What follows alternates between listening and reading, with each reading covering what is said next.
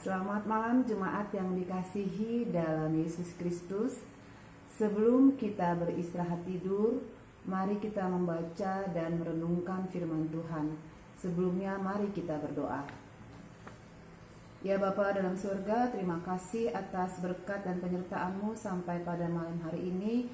Kembali kami datang ke hadirat-Mu ya Bapa, akan membaca dan merenungkan firman-Mu. Biarlah Roh Kudus-Mu yang menguasai hati dan pikiran kami. Dalam nama anak-Mu, Tuhan Yesus Kristus, kami telah berdoa dan mengucap syukur. Amin. Renungan kita pada malam hari ini diambil dari 1 Yohanes 3 ayat 10 sampai 18 dengan tema kasih dalam perbuatan dan kebenaran. Beginilah firman Tuhan.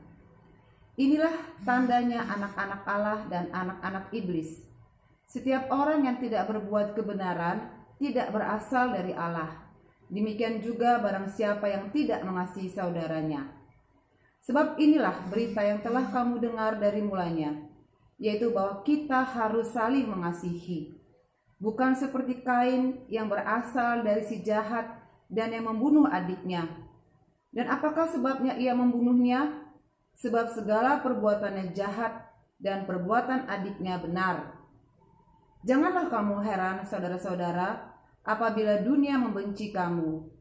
Kita tahu bahwa kita sudah berpindah dari dalam maut ke dalam hidup, yaitu karena kita mengasihi saudara kita. Barang siapa tidak mengasihi, ia tetap di dalam maut. Setiap orang yang membenci saudaranya adalah seorang pembunuh manusia. Dan kamu tahu bahwa tidak ada seorang pembunuh yang tetap memiliki hidup yang kekal di dalam dirinya.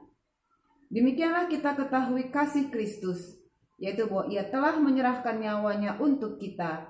Jadi kita pun wajib menyerahkan nyawa kita untuk saudara-saudara kita.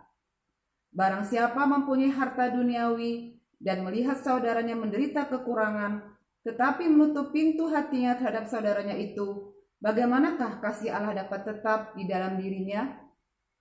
Anak-anakku, marilah kita mengasihi, bukan dengan perkataan atau dengan lidah, tetapi dengan perbuatan dan dalam kebenaran.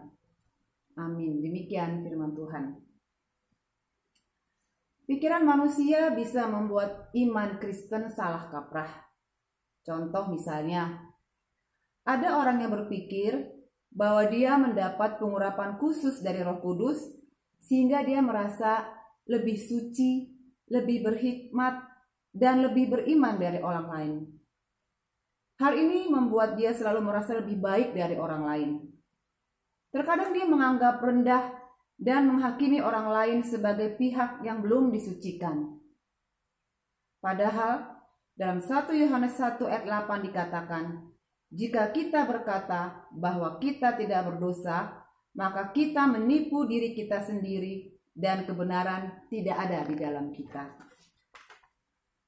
Contoh lain, ada orang yang berpikir untuk memelihara imannya dengan cara rohani saja. Rajin beribadah, rajin berdoa, rajin mengikuti persekutuan. Kristus dipercayai dalam alam rohani semata. Padahal Kristus pernah menjadi manusia dan bertindak secara konkret untuk mengasihi manusia. Adanya kesalahkaprahan seperti dicontohkan di atas mendorong Yohanes untuk menandaskan panggilan hidup beriman yang sesungguhnya. Dalam 1 Yohanes 3 ayat 11 dia berkata, sebab inilah berita yang telah kamu dengar dari mulanya, yaitu bahwa kita harus saling mengasihi. Tindakan mengasihi bukanlah sesuatu yang abstrak, tetapi sesuatu yang nyata. Itulah sebabnya dalam ayat 18 Yohanes menyampaikan, anak-anakku, marilah kita mengasihi bukan dengan perkataan atau dengan lidah, tetapi dengan perbuatan. Nilai penting dari kasih itu bukan dalam ide, bukan pula kasih yang hanya diprogramkan. Juga bukan kasih yang hanya lantang disuarakan dalam khotbah. Yang terutama adalah kasih itu harus diwujudkan. Kasih harus diusahakan, diupayakan, dan diamalkan sebagai perbuatan yang dirasakan oleh orang lain. Kapan? Sekarang, bukan nanti. Kasih tidak mengenal istilah menunggu. Bila mana ada orang di antara kita yang butuh pertolongan, tetapi kita tidak bertindak untuk membantu dia, apakah dengan bantuan pikiran, tenaga, atau materi, maka kasih kita hanyalah sebuah slogan. Kasih kita hanya omongan doang. Namun, kita juga harus waspada. Jangan sampai pikiran kita membuat pelaksanaan kasih yang nyata itu kemudian menjadi salah kaprah. Bukankah banyak orang yang beranggapan bahwa bertindak demi kasih itu jauh lebih penting dari ibadah dan doa? Akibatnya, mereka terus bertindak dan bertindak. Mereka mementingkan perbuatan sehingga ibadah dan doa diabaikan. Dari mulut mereka sering terlontar ucapan, "Apalah artinya ibadah dan doa kalau saya tidak bertindak?"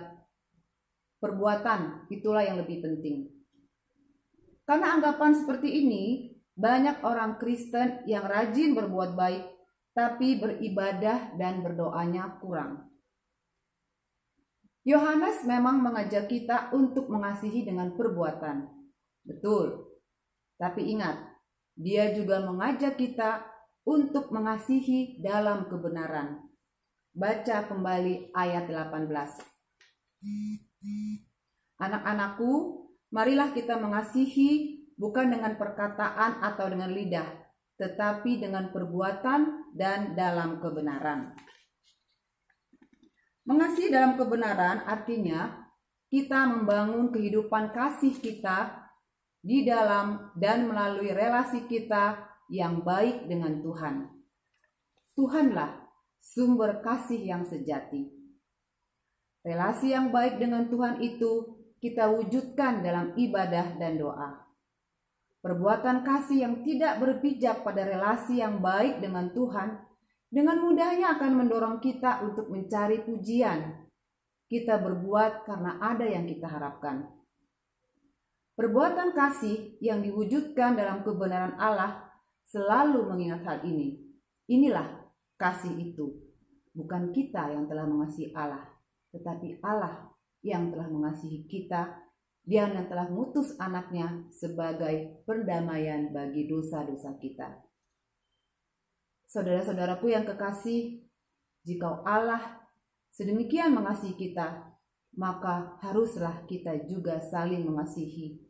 1 Yohanes 4 ayat 10-11. Dasar perbuatan kasih kita adalah karena Allah mengasihi kita dan telah menyelamatkan kita. Bagaimana kita mewujudkan kasih kita? Melalui perbuatan yang saling mengasihi. Amin. Mari kita berdoa. Ya Bapa dalam surga, terima kasih atas firman yang telah kami dengar. Biarlah firman yang kami dengar itu dapat tertanam dalam hati kami masing-masing dan dapat kami lakukan dalam kehidupan kami sehari-hari. Ya Bapa, sebentar kami akan beristirahat, biar dapat kami tidur dan besok kami dapat bangun dengan kekuatan yang baru. Kami serahkan hidup kami ke dalam tangan-Mu ya Bapa. Engkaulah juru selamat kami. Ampuni ya Bapa semua dosa-dosa yang telah kami perbuat. Semuanya ini kami minta dalam nama anak-Mu Tuhan Yesus Kristus, Tuhan dan juru selamat kami yang hidup. Amin. Selamat malam, selamat beristirahat. Tuhan Yesus memberkati.